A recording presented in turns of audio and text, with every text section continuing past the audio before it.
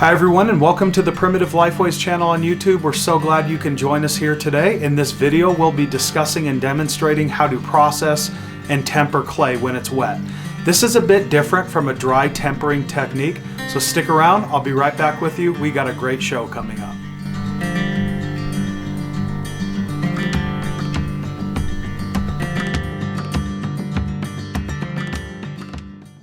Okay, so what I want to show you is how to temper a wet clay. It's very easy to temper a dry clay. All we're doing is we're taking 4 parts clay and 1 part temper. So for example, in this oxidized fired bowl, I would fill it up with 4 scoops of clay, and then I would dump that into a circle, and in the center, I would add 1 scoop of temper. But what happens when it's processed and it's wet? I want to show you how to do that right now. So this clay is a Hopi clay. It's actually gathered in a canyon source in northern Arizona. It is a very pure clay, and when I'm pulling this out of the canyon, I'm pulling it out with very, very little silt or temper in the physical clay itself. So all I have to do is crush it, pulverize it, and slurry it. Once I slurry it, it's purified, it's ready to go, and I can start adding my temper.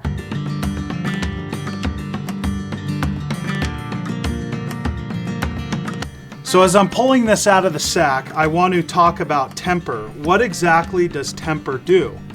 Well, as you can see, inside the sack, the clay is starting to crack. We have these crack marks around the entire disc. Well, if I were to make and construct pottery out of this clay, as it is right now, it's expanding when it's wet, but when it dries, it shrinks. When it starts to dry, we get cracks like this. So by adding temper, it doesn't add strength to the clay, but what it adds is it adds more stability, meaning we have a less likely chance of the clay forming these cracks. And if we have just the right amount of temper, the likeliness of getting these cracks are almost none. So it's really important. There's a lot of factors within that. Of course, a slow dry time. But if we're drying it out slow, we have enough temper, your bowl will survive, or your jar will survive going into the firing process.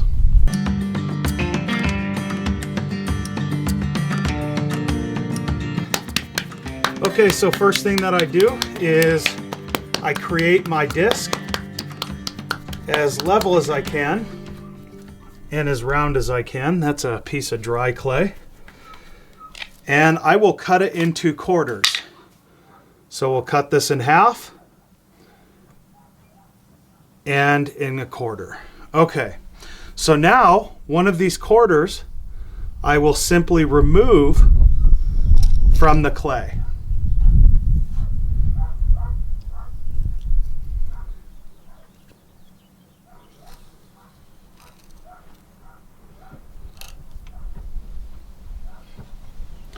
Now in this corner is where my temper will rest.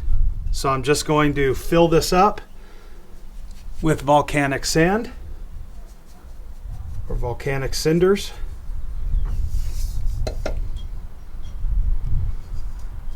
Once you have the temper added in, I take that other clump, I put it back in with the clay patty, and I will just wedge this together.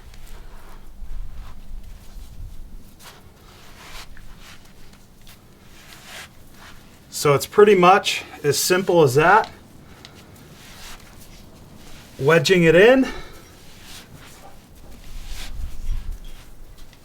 And once this clay gets sandy, I'll take it off to the left or the right, and I'll continue to wedge it, and then I'll go back to the temper.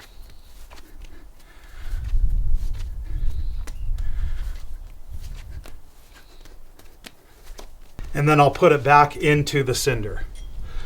So it's just that same process until we have all of this temper impregnated into the clay.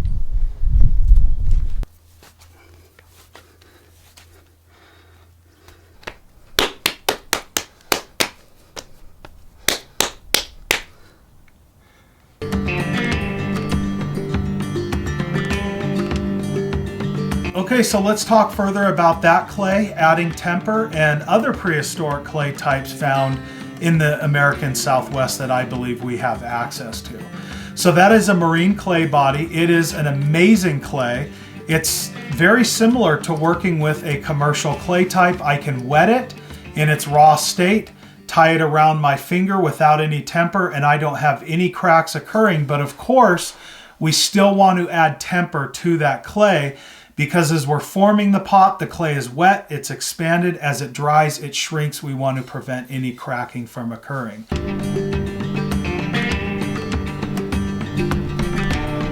Now, the temper ratio from clay body to clay body really does vary, and it's a matter of just working with the clay and also taking classes from a qualified instructor in order to learn how to work and manipulate different clays.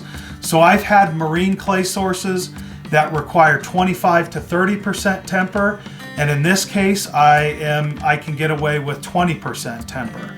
So it really just depends on the feel. I like to take my thumb and drag it along the side of the clay body to feel the texture, to feel how much temper is in there, and that's how much I'm adding to these different marine clay sources.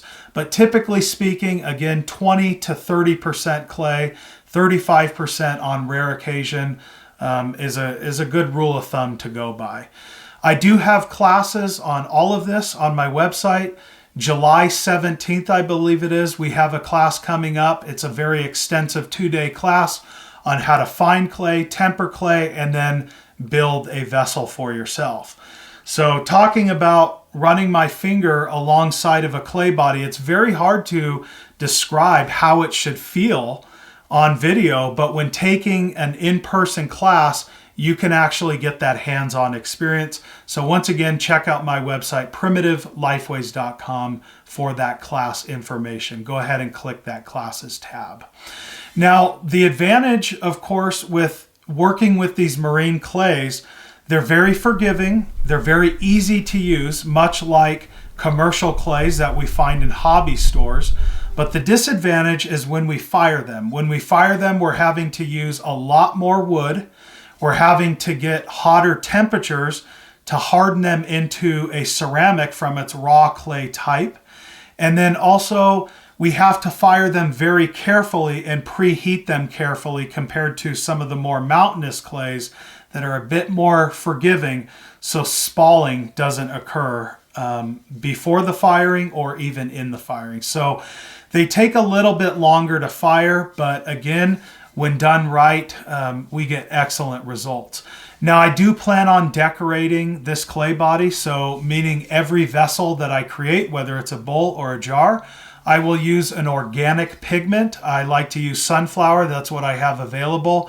And I add about 1 millimeter thick pigment, and I notice the heavier the pigment is on the surface, we don't want to add too much, but again, a rule of thumb, about 1 millimeter thick, the darker black color that I'm getting when firing in reduction. Now, shifting gears, some of the other clays that I'm using are residual and alluvial clays, which are of course different from a marine clay type. So each clay really does have variation depending on the type. So a marine type is far different than a residual clay or a primary clay. So this right here is a jar that I recently fired. It's just a small vessel, and it is a Wingfield ware, so it's phyllite tempered. This is a primary source. It's already tempered for me. I just crush it, pulverize it, add water and slurry it, and then I can start constructing the vessel. Now this clay type, it cracks a little bit more, even when we have a good residual clay body. But what I find with this Wingfield ware is the longer we age it in a plastic bag, the more plasticity it gains. So this clay, I actually aged for about a year before I started using it, and you can see we got some really nice results here. So the last clay that we'll talk about is an alluvial source. This works different from the residual and marine clay. It's a bit siltier, but it works very nice. It is a buff ware, as you can see. We have it in its raw state, so this is actually completely dried. I still need to paint a traditional red pattern on it to get red on buff Hohokam pottery, but no cracks on the outside or the inside. Everything's looking really good and it is structurally sound. So in an upcoming video series, I do take you step by step in making and reproducing Hohokam red on buff pottery. Much gratitude and thanks to my dear friend Ron Carlos for giving me 4 gallons of this raw unprocessed clay.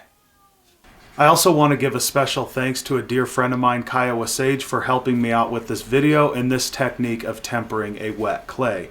Years ago, I learned how to temper dry clay from a local native potter named Phil, but this technique was a little bit new to me, so much thanks and gratitude to Kiowa Sage.